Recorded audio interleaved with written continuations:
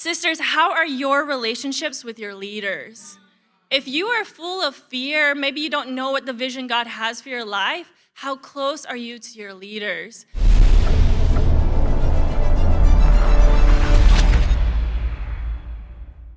My name is Ashley. I help lead the South region and soon to be Stockholm International Christian Church. And today I want to talk about one aspect of having fearless vision, and that is relationships. And the theme woman that I have is Lydia. Lydia is a Gentile convert to Judaism. She was a woman from Thyatira, which means odor of affliction. So this woman knew struggle, but she also knew success, as she was a successful business owner, and she even had status as owning her own household. And so let's pick up in Acts chapter 16 and read about her in verse 9. It says, during the night, Paul had a vision of a man in Macedonia standing and begging him, come over to Macedonia and help us. After Paul had seen the vision, we got ready at once to leave for Macedonia, concluding that God had called us to preach the gospel to them. From Troas, we put out to sea and sailed straight for Samothrace. The next day, we went on to Neapolis. From there, we traveled to Philippi, a Roman colony and the leading city of that district of Macedonia, and we stayed there several days. On the Sabbath, we went outside to the city gate to the river, where we expected to find a place of prayer. We sat down and began to speak to the women who had gathered there. One of those listening was a woman from the city of Thyatira named Lydia, a dealer in purple cloth.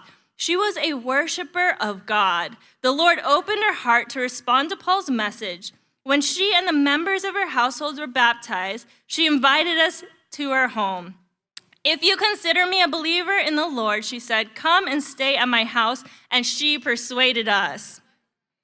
The Bible says that there was a special woman named Lydia who every Sabbath day would go to this special place of prayer to pray with the other women. Perhaps her prayer was, God, just use me for your glory. Maybe that was her vision. God, I just want to be used by you, whatever it is you want to do. And God was at work answering that prayer because Paul was trying to go to Asia, and God said, no, here's a vision telling you to go to Macedonia. And the place that they would end up is in Lydia's prayer spot. This is a reminder that God is meeting you at your prayer spot, answering your prayers, just like he answered Lydia's. And when Paul got there, he spoke the gospel to her, and she was converted to Judaism. So of course, she needed Jesus. She needed to have the vision of how much God loved her, that his son died for her, but she also needed a father in the faith of Paul. What I love is that she opened her heart to respond to Paul's message. And that is something that I have learned greatly in the past 2 years of being in London, is going to Scandinavia, going to the Baltics, it puts a lot of fear in my heart. God, can I really be a mom to the Stockholm church, to the Norwegian church, to the Denmark church, to the Finnish church, to the Estonian church, Latvia, Lithuania, Estonia? There's so many nations. Can I do that, God? But what God was teaching me is that God put a Paul in my life named Michael Williamson. And along with Michael, of course, Michelle is in that picture too, my mom and dad in the faith. Sometimes we can stop God's message and vision in fear because we are distanced from the messengers that God has put in our life. We see that when she got baptized, she persuaded them. I love that she was persuasive. But she wanted them in her home. And sisters, you know, if people come into your home, they see everything. She was like, I want you to know me. I want you to be with me. This is who Lydia really was, who she wanted to become. She wanted to become a mom in Philippi. And for those of you who don't know, Macedonia was Greece, and Philippi was in northern Greece of that time. She was the first European woman baptized.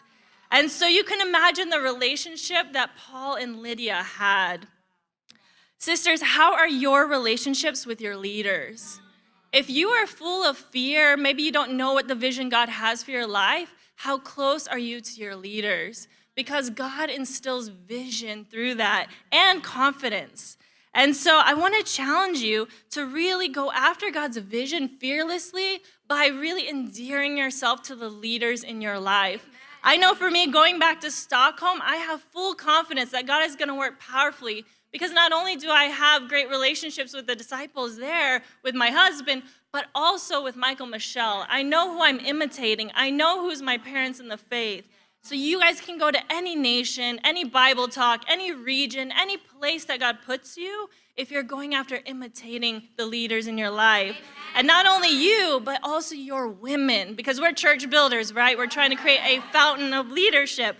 So your women also need to have that heart. I want to be with you. And so Lydia had no idea that her household would become the pillar of Europe in her area. But that's exactly what began because of her relationship with Paul. She had Paul's back, Paul had hers. So sisters, have fearless vision through imitation.